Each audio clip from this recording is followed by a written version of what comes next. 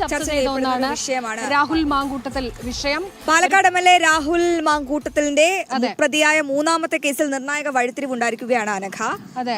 ഈ ഫെനി നൈനാൻ പുറത്തുവിട്ടത് ഈ ചാറ്റിന്റെ കുറച്ച് ഭാഗങ്ങളാണെന്നാണ് ഈ അതിജീവിത പറയുന്നത്. ഒരുമിച്ച് ജീവിക്കാമെന്ന് രാഹുൽ പറഞ്ഞത് പാലക്കാട് തെരഞ്ഞെടുപ്പിനിടെയാണെന്നും ഈ അതിജീവിത വ്യക്തമാക്കുന്നുണ്ട്. 2024 ജൂലൈയിലാണ് ഫെനിയെ പരിചയപ്പെടുന്നതെന്നും 2025 നവംബർ വരെ ഈ ഫെനിയുമായി അടുത്ത സൗഹൃദമായിരുന്നുവെന്നുമാണ് ഈ ശബ്ദ സന്ദേശത്തിൽ പറയുന്നത്. എന്തായാലും നമുക്ക് ആ ശബ്ദ സന്ദേശം ഒന്ന് കേട്ടിട്ട് വരാം. ഈ സേഫ് പ്ലേസ് വേണമെന്ന് പറയുന്നുണ്ട് ഇവരായിട്ട്. അതൊക്കെയാണ് നിങ്ങൾ കണ്ടുകൊണ്ടിരിക്കുന്നത്. ഈ തലയും വാലും ഇല്ലാത്ത കുറച്ച് ചാറ്റുകൾ മാത്രം പുറത്ത് വിട്ട് എന്നെ പീഡിപ്പിച്ച ഒരാളെ വീണ്ടും എനിക്ക് 3-4 മണിക്കൂർ കാണണം എന്ന് പറയുമ്പോൾ എന്നെ സ്ട്രക്ചർ ചെയ്യണം എന്നൊരു ഉദ്ദേശത്തോടുകൂടി മാത്രമാണ് അത് പുറത്തു വിട്ടെന്നാണ് എനിക്ക് മനസ്സിലായത്. 3-4 മണിക്കൂർ കാണും എന്ന് പറഞ്ഞതിൻ്റെ ഉദ്ദേശം എനിക്ക് എല്ലാ കാര്യങ്ങളും ഒന്ന് സമാധാനത്തോടെ ഇന്ന് സംസാരിച്ച് ഐ നീഡ് ക്ലോഷർ. അത് ഞാൻ കൃത്യമായിട്ട് പറഞ്ഞിട്ടുള്ളൊരു കാര്യമാണ്. സേഫ് ആയിട്ടുള്ള സ്ഥലം വേണമെന്നാണ് ഞാൻ പറയുന്നത്. അത് ഓഫീസ് പറ്റത്തില്ല എന്ന് പറഞ്ഞ് കൃത്യമായിട്ട് ഞാൻ കാരണം പറയുന്നുണ്ട്. ഇന്ന കാരണം കൊണ്ടാണ് ഓഫീസ് പറ്റത്തില്ല എന്ന് പറയുന്നത്. മറ്റെവിടെയായാലും എനിക്ക് കുഴപ്പമില്ല, രാത്രി ആയാലും പകലായാലും കുഴപ്പമില്ല. ബിക്കോസ് ഞാൻ ഒറ്റയ്ക്കല്ല പോകുന്നത്, എൻ്റെ കൂടെ ആൾക്കാരുണ്ട്, അവിടുന്ന് ആൾക്കാരെ പറഞ്ഞത് ഞാൻ പറഞ്ഞിട്ടുണ്ട്. അല്ലാതെ നിങ്ങൾ വിചാരിക്കുന്നത് പോലെ ഈ 3-4 മണിക്കൂറിൽ എനിക്ക് വീണ്ടും രാഹുലിനോട് ഫിസിക്കൽ കോണ്ടാക്ട് ഉണ്ടാക്കാൻ വേണ്ടിയിട്ടല്ല ഞാൻ പോകുന്നത് പോലും. ഈ വാർത്തയുടെ ഏറ്റവും പ്രധാനപ്പെട്ട വിവരങ്ങളുമായി ശ്രീനന്ദ ചേരുന്നുണ്ട്. ശ്രീനന്ദ, കേരളം ചർച്ച ചെയ്യപ്പെടുന്ന ഏറ്റവും പ്രധാനപ്പെട്ട വാർത്തയാണ്. ഓരോ ദിവസവും ഇങ്ങനെ ചുരുൾ അഴിഞ്ഞുകൊണ്ടിരിക്കുന്നു. ഇപ്പോൾ മൂന്നാമത്തെ പരാതിയിൽ അതിവിദഗ്ധമായ SIT സംഘം രാഹുൽ മാങ്കൂട്ടത്തിനെ പൂട്ടിയതിന് പിന്നാലെ ഫെനി നൈനാൻ ചില ചാറ്റുകൾ പുറത്തുവിടുന്നു. അതായത് ഈ അതിജീവിതയെ കരിവാരത്തേക്കാനുള്ള ശ്രമം ആസ് യൂഷ്വൽ നടന്നുകൊണ്ടിരിക്കുകയാണ്. അതെ, അതായത് ഫെനി നൈനാന്റെ കുബുദ്ധി പുറത്തായിരിക്കുന്നു. അതിജീവിതയുടെ ഓഡിയോ സന്ദേശമാണ് ഇപ്പോൾ പുറത്തായിരിക്കുന്നത്. എന്തൊക്കെ നിർണായക കാര്യങ്ങളാണ് ശ്രീനന്ദ ഈ ഓഡിയോ സന്ദേശത്തിൽ പറയുന്നത്? ഇത് രാഹുലിനും ഫെനിക്കും എത്രത്തോളം കുരുക്കാകും?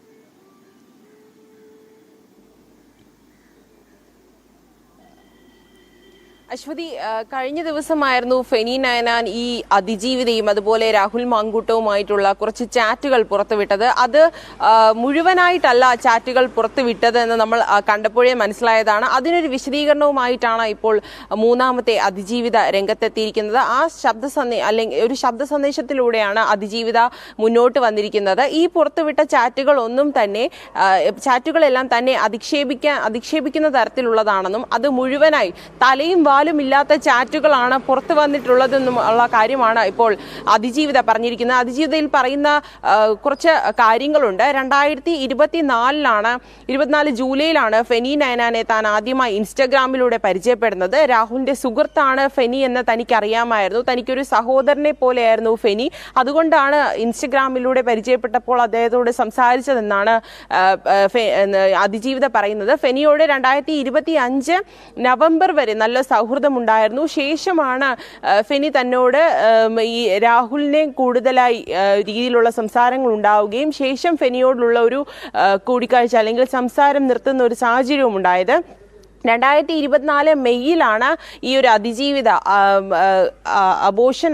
അബോഷനിലേക്ക് പോകുന്നതും ശേഷം ആ ഒരു അബോഷനിലേക്ക് പോകാനുണ്ടായ മെയിൻ കാരണമായിട്ട് ഈ ഒരു അതിജീവിത പറയുന്നത് തനിക്ക് രാഹുലിൽ നിന്നുണ്ടായ മാനസികവും ശാരീരികവുമായിട്ടുള്ള പീഡനം തന്നെയാണ് തനിക്ക് കുഞ്ഞിനെ നഷ്ടപ്പെടാനുള്ള കാരണമായി ഈ അതിജീവിത പറയുന്നത്. ഈ ഒരു സാഹചര്യത്തിലാണ് ഫെനി തന്നോട് സംസാരിക്കുന്നതും അതുകൊണ്ട് തന്നെ ഈ കാര്യങ്ങളെല്ലാം താൻ ഫെനിയോട് പറയുന്ന ഒരു സാഹചര്യം ഉണ്ടായി. ഫെനി തന്നോട് പറഞ്ഞത് ഇതൊരിക്കലും പുറത്തറിയരുത്, ഇത് മറ്റൊരു വ്യക്തിയോട് ഈ രാഹുൽ തന്നോട് ചെയ്ത കാര്യങ്ങളൊന്നും തന്നെ പറയരുത് എന്ന് ഫെനി തന്നെ വിലക്കുന്ന ഒരു ഉണ്ടായി. ശേഷം ഫെനി ഈ രാഹുൽ മാങ്കൂട്ടം നല്ല വ്യക്തിയാണ്, അദ്ദേഹം ഒരിക്കലും ചതിക്കില്ല, അങ്ങനെയുള്ള കാര്യങ്ങളൊക്കെ തന്നോട് പറയുന്നുണ്ട്.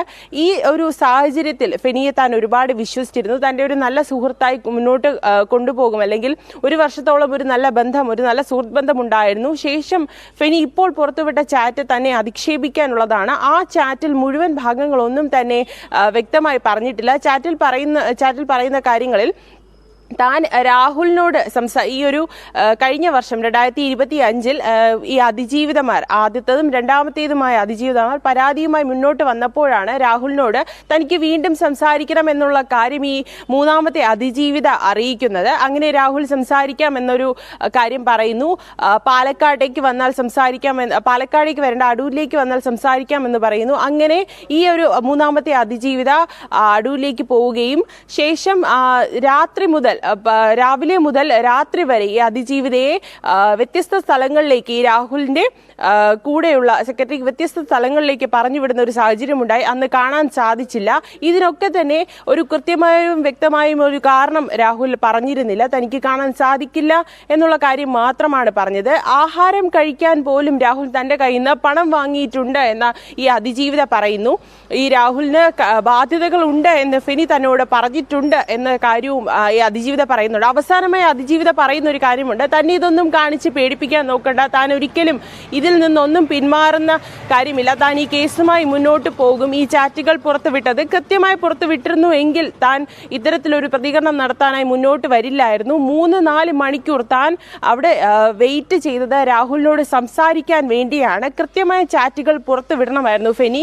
ഇത്തരത്തിൽ ഇനി അതിജീവിതമാർ മുന്നോട്ട് വരരുത് എന്ന ഉദ്ദേശത്തോടു കൂടിയാണ് ഇപ്പോൾ ഈ ഫെനി ചാറ്റ് പുറത്ത് വിട്ടിരിക്കുന്നത് എന്നുള്ള കാര്യമാണ് അതിജീവിത ഈ ഒരു ഓഡിയോ സന്ദേശത്തിലൂടെ വ്യക്തമാക്കുന്നത്. അതേസമയം ഇന്ന് രാഹുലിന്റെ ജാമ്യ ഹർജി പരിഗണിക്കാൻ ഇരിക്കുന്ന സാഹചര്യമുണ്ട്.